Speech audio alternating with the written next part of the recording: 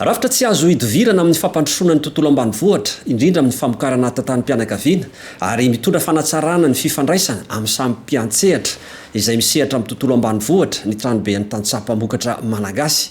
Fikambanana niforona ny taona 2024 izay fehezan'ny didy Itsivolana laharana 10 tsipika 13 tamin'ny taona 1709.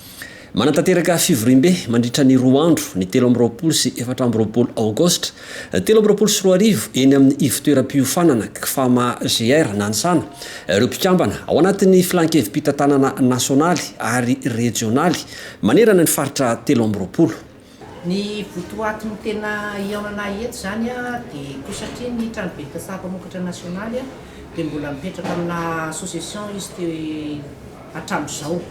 Ka nanisany ao anatin'ny satanay zany dia ny tsy maintsy mihitsy ny fivoriam-be ara-potoana isa-taona. Ka anisany zao fivoriam-be ara-potoana isa-taona ataonay andro zao. Raha ny andrasana amin'ity fivoriam-be ara-potoana ataon'ny tranobe tantsaha dia tena hijery farany izay maika ny hoe inona no sata hijerevana ny tranobe tantsaha-mpamokatra manomboka amin'ny androany zany inona ny lalana handehanana hitondrana azy. Anisan'ny zavatra ngezabe koa izay ataonay amin'ity dia ny fankatoavana koa satria izay sata izay satria zahay eto moa zany dia efa atao hoe lany ny feim-potoana izay hita tanana. Ka amin'izay mahalany ny feim-potoana hita tanana izay dia ny fivoriam-be koa no afaka manalava an'izay feim-potoana izay dia anisan'ny zavatra hodiniana eto koa zahay. Ny zavatra hodiniana eto koa dia ireo atao hoe tatitra rakasa, tatitra rabola, indrindra ireo tetikasa izay misy eto amin'ny firenena. Ka deto zahay dia efa manao antsoava fa hoe ny tranobe ny tantsaha-mpamokatra zany amin'ny maha mpamokatra azy zay dia ny 900 ny mpamokatra eto Madagasikara dia mikambana ato amin'ny tranobe ny tantsaha-mpamokatra izay hita fa ny région 13 dia voasolo teny eto daholo amin'izao fivoriam-be ara-potoana taonay izao.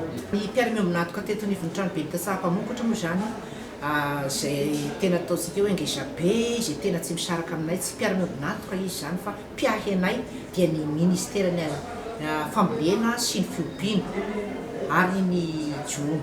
Anisany ireo mpiara-miombinatoka izay tena miahy anay hatramin'izay moa dia ny programme anasa défi izay tena hita hoe tena hita misy fivoarana ngezabe eo anivon'ny tranobe ny tantsaha, misy fivoarana ngezabe eo anivon'ireo mpamokatra izay any fotony satria io programme anasa io dia miainga any fotony koa ny famatsiny an'ireo mpamokatra ireo.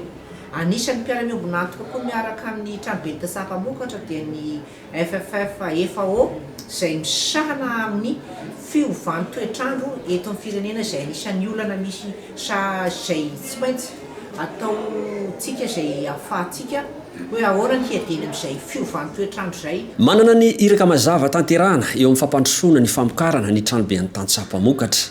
Amin'ny tena tombony zany voalohany indrindra dia ny misotena ny tantsaha-mpamokatra izy ary miaro ny tombontsoa tantsaha-mpamokatra eto Madagasikara.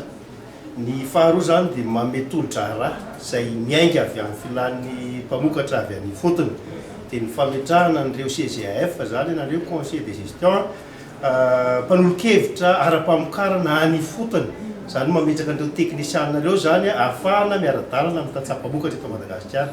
Tanjona ny tranobe ny tantsaha zany dia hoe mba tokony hisy CGF mpanolo-kevitra fotony isaky ny commune fa amin'izao moa zany dia izay commune iasan'ny défi fandarana asa défi no misy izay misy no mahatonga ny présidente eo zany manaitra ny mpiara-miombinatoka rehetra mba tena hiara-dalana amin'ny tranobe ny tantsaha ahafahana manatanteraka an'io teknisianina miasa ny fotony eo. Mahatsiaro mandrika ihany izay satria misy ny faritra tena mandeha, misy ny faritra tena tsy mandeha noho izay antony tsy fisian'ny mpiara-miombinatoka zay. Eo am-piandrasana ny dingana manaraka makany amin'ny fametrahana ny rafitra ho antenimeran'ny tantsaha-mpamokatra ankehitriny ireo mpikambana ary maniry fiaraha-miasa amin'ny sehatra maro. Ny hafatra ngezabe koa zany dia hoe ahoana ny mba fomba hametrahana n'ireny centime additionnel izay mba nangatahana teo amin'ny tolo-dalàna ny antenimeran'ny mpamokatra na dia atao hoe aty amin'ny aripa aza zahay satria izahay mpamokatra dia anisany mandoa hetra be indrindra raha eto amin'ny firenena malagasy indrindra ny fampidinana n'ity firenena ity amin'ny fampidiram-bola dia ny vola avy any aminay mpamokatra no mba agatahanay hafatra ngeda be eo mba ahoana dia atao hoe 0,5% ihany no mba apetraka aty aminay amin'ireny fikirakirana ny momba ny fambolena sy ny fiompiana na ny famarotana eto amin'ny firenena. Ary dia ny hafatra farany moa dia manaitra an'ireo mpiara-miombonatoka tsy vizaka izany zay manao hoe ahoana ny fomba hampihodinana ny fikambanana tatsaha, ny vondrona tatsaha, indrindra ny tatsaha tsirairay ihany fotony mba hahafahany miaro ny fiovantoetrandro voalohany indrindrindrindra miaro ny vokatra mba hitombo ary koa mba hiroso any amin'ny tsaratsara kokoa mba hahafitahantena ara-tsakafo. Raha nitapaky ny fivorim-be dia izahana ovostaina hatramin'ny volana aogosta 2024 ny fifidianana isanambaratongany ireo mpiandraikitra ny tranobean'ny tantsaha mpamokatra miainga any fotony hatrany amin'ny sehatra nasionaly.